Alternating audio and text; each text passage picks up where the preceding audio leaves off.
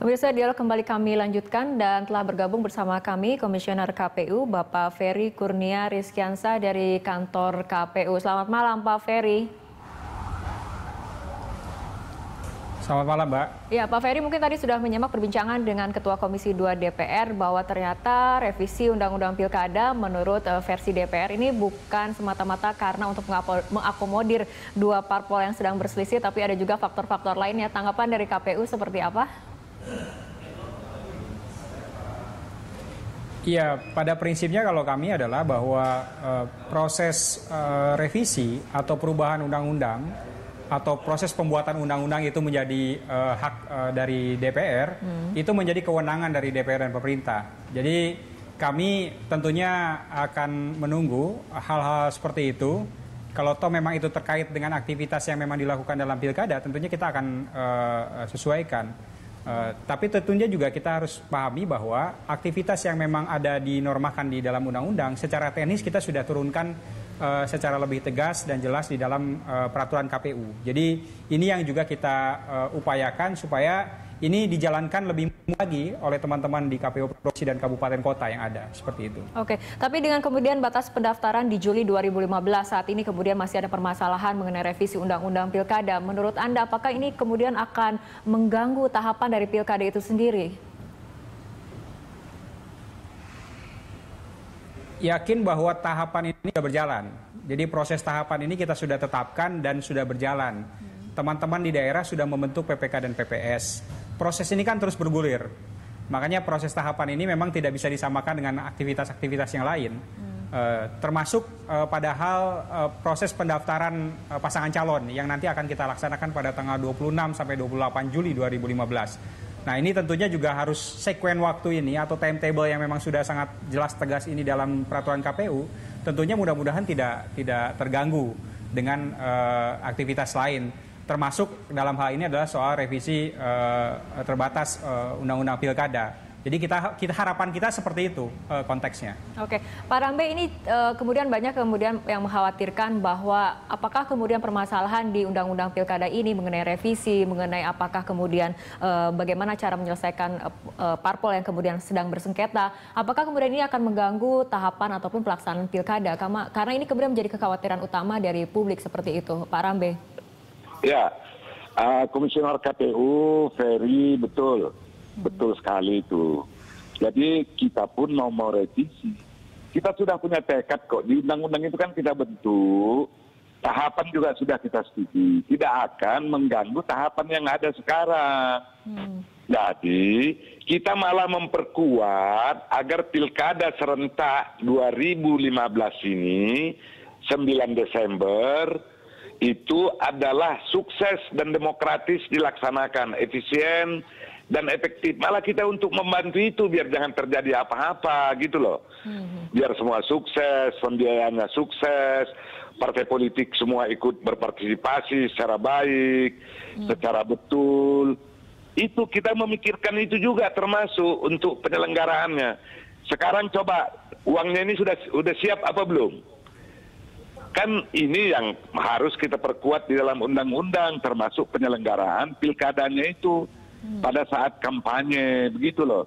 Termasuk pendanaan, kalau nggak ada dana ini juga nggak bisa terselenggara. Oke, baik. Jadi kita berikan payung hukum di situ, partai politiknya juga kita berikan payung hukum. Jadi jangan dikira juga ini perubahannya ini akan mengganggu tidak, yang sudah kita sepakati ya sudah jalan untuk mengatur hal-hal yang lebih lanjut. Dan kewenangan DPR lah dengan pemerintah. Sekarang masih kemudian belum mengatur secara jelas seperti itu, Pak Rambe? Iya, ada yang belum mengatur secara jelas, seperti pendanaan itu misalnya. Jadi Kemendagri sudah diturunkan yang mengatur tentang pembiayaan. Tapi kan Kemendagri juga mengeluh, ini kok biayanya naik 3 kali lipat dari yang biasa. Oke, Pak Rambe, tapi kan Undang-Undang Pilkada ini sebelumnya telah direvisi berkali-kali dan kemudian sudah disepakati oleh DPR dan kini DPR sendiri yang ingin kemudian merevisi. Ada kemudian kekurangan seperti itu? Oh iya, jadi bukan berkali-kali direvisi. Ini Undang-Undang Pilkada ini datang dari Perpu. Itu harus paham kita, Perpu itu sejarah Perpu itu juga lahir, nggak usah kita bahas lah. Jadi Perpu itu memang tahapannya kalau dibahas oleh DPR sesuai dengan Undang-Undang Dasar, itu hanya dua alternatif, ditolak atau diterima. Baik. Kita bahaslah ini. Baik, jadi Pak kita Rambe. terima, tapi dengan revisi begitu. Baik. Revisinya sudah dilakukan, revisi pertama. Sekarang karena waktu yang terbatas, kita secara bersama-sama, ya kita lakukan revisi kedua hanya terbatas demi untuk suksesnya Pilkada serentak 2015. Kita tidak akan tahapan penyelenggaraan dan program KPU sudah kita backup untuk melaksanakan tugas itu, dan juga revisi ini juga hanya terbatas. Nanti baik Pak Rambe, tapi Rupinus, mengenai poin mengenai sengketa parpol sendiri, apa kemudian versi dari DPR sehingga kemudian pasal ini harus direvisi? Loh iya, ini kan kita waktu itu sudah ada kesepakatan. Kesepakatan yang menyangkut hasil panja DPR. Untuk memasukkan ini sebagai payung hukum, KPU kan meminta untuk ada payung hukumnya bagi KPU. Oleh karenanya kita dudukkan di dalam undang-undang, dan juga harus kita kaji betul. Saya setuju Pak Rupinus, bagaimana teknis cara pembuatan peraturan perundang-undangan. Revisi ini juga kalau perubahan harus melalui prosedur loh. Nggak bisa sesuka hati. Ada undang-undang harus masuk di prolegnas, harus sesuai dengan Undang-Undang Nomor 12 tahun 2011. Jadi tidak ada yang ujuk-ujuk, harus kita kaji lebih dalam. Oke, baik. Kita ke Pak Ferry meminta tanggapannya mengenai ini. Sebetulnya revisi salah satunya adalah memberikan payung hukum bagi KPU. Tanggapannya seperti apa, Pak Ferry? Ya, tentunya ini kan terkait dengan aktivitas proses persengketaan di partai politik. Nah, kami tentunya sudah mengajukan hal-hal yang memang terkait dalam PKPU. Ini yang memang sudah kita tegaskan. Kita juga diundang dalam proses konsultasi, tapi tentunya juga ini hasil yang memang menjadi poin yang penting dalam dalam aktivitas PKPU yang ada, seperti itu. Oke, Pak Rufinus, ada tanggapan mengenai kemudian percakapan tadi dengan Pak Ferry maupun dengan Pak Rambe?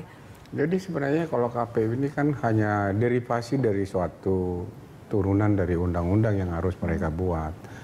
Sehingga sebenarnya KPU itu tidak bisa bikin apa-apa. Jadi KPU itu sifatnya hanya konsultasi dengan DPR di dalam merilis segala ketentuan yang ada diatur di dalam Undang-Undang 8 2015. Nah, KPU menjadi bermasalah seakan-akan karena memang ada satu butir yang diajukan oleh hasil panja Komisi 2 kepada KPU untuk mengadopsi yang namanya poin butir 3 itu agar digunakan putusan yang akhir walaupun tidak inkrah. Keputusan pengadilan akhir. Karena itu tidak ranah daripada KPU, mereka meminta apa dasar kami untuk merilis ini, kan begitu.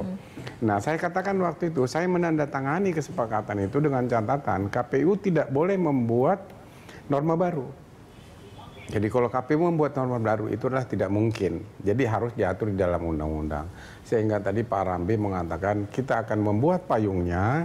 Nah, tapi pertanyaan berikutnya adalah kalau dirilis ada satu poin yang mengatakan bahwa putusan terakhir walaupun belum inkrah itu akan nanti bertentangan dengan pasal 16 Undang-Undang 5 2006 tentang sistem peradilan tata usaha negara. Makanya saya katakan kalau dispute partai itu diselesaikan melalui perubahan undang-undang pilkada, ini juga menjadi aneh. Kenapa? Karena masalah partai harusnya diselesaikan di dalam undang-undang partai. Nah, kalau masalah sengketa partai sudah diatur di dalam mahkamah partai.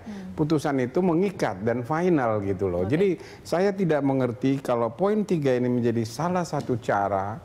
Ya, saya tidak paham bagaimana struktur berpikirnya sehingga konten ini bisa masuk menjadi perubahan. Oke, baik. Pak Rambe, tanggapannya? Oh iya, dia akan membicarakan dengan Pak Rupinus. Jadi jangan di pembicaraan di sini kita buka. Pak Rupinus juga kita akan kaji bersama-sama tentang hal ini. Bagaimana teknisnya yang terbaik. Nanti akan kita bicarakan. Toh Baik, ini kan tapi Pak Rambe, akan jika menjadi kemudian saya yang bertanya, inisiatif. kenapa kemudian dispute partai kemudian harus diselesaikan dengan perubahan undang-undang pilkada, bukan kemudian dari internal partai sendiri seperti itu? Karena kemudian memang tadi dikatakan banyak kekhawatiran ini justru persoalan internal partai mengganggu kepentingan ataupun meluas pada kepentingan yang jauh lebih besar, yaitu kepentingan nasional, seperti itu Pak Rambe. Oh iya. Kalau kita bersepakat bahwa syarat pencalonan itu adalah 20% dari kursi DPR, kabupaten kota gitu dan provinsi. Syaratnya orang untuk maju itu adalah partai politik hasil pemilu 2014. Jadi di sini partai politik tidak kecuali perorangan gitu. Dan sejarah Perpu juga itu kita selesaikan secara baik. Perpu ini untuk direvisi dan juga untuk diterima pada waktu itu. DPR menyelesaikan secara baik yang juga kita sulit waktu itu untuk mencari jalan keluarnya. Saya yakin jika kita berpikiran untuk suksesnya pilkada serentak ini. Jadi perlu saya katakan, dulu itu waktu kita membicarakan Perpu, ada 4 hal yang kita perbincangkan yang sangat prinsip, yaitu tentang rezim daripada pilkada. Itu rezim pemilu atau tidak, kita selesaikan dengan musyawarah yang baik. Baik. Yang kedua adalah tentang penyelesaian perselisihan. Yang ketiga itu tentang apa dasar hukum tentang pilkada serentak. Di mana dasar hukumnya begitu. Kita tuangkanlah di dalam undang-undang ini. Gitu loh. Jadi ini saya yakin kalau kita tidak berpikir terlalu begitu dalam rangka kebersamaan, dalam rangka suksesnya pilkada 2015, tidak hanya berpikiran menyelamatkan kita berpikiran dua partai ini, kita duduk bersama-sama memikirkan itu kewenangan DPR lah dengan pemerintah untuk merevisi undang-undang. Sebelum ke Pak Ferry, kita ke Pak Rufinus sendiri bagaimana? Apa kemudian pertanyaan Anda terjawab mengenai kenapa kemudian dispute ini harus diselesaikan lewat revisi, bukan kemudian internal partai sendiri? Kalau menurut pandangan saya, kalau dispute yang terjadi di antara partai yang harus kita selesaikan adalah di undang-undang partainya. Itu pandangan saya. Struktur berpikir saya menyelesaikan ini. Atau bisa saja seperti usul saya dulu, bagaimana, karena ini bukan persoalan masalah komisi, bukan persoalan partai, ini persoalan masalah bangsa. Sehingga akan duduk berbagai elemen, yaitu legislatif, yudikatif maupun eksekutif, untuk menghimbau bagaimana proses sistem peradilan ini dipercepat.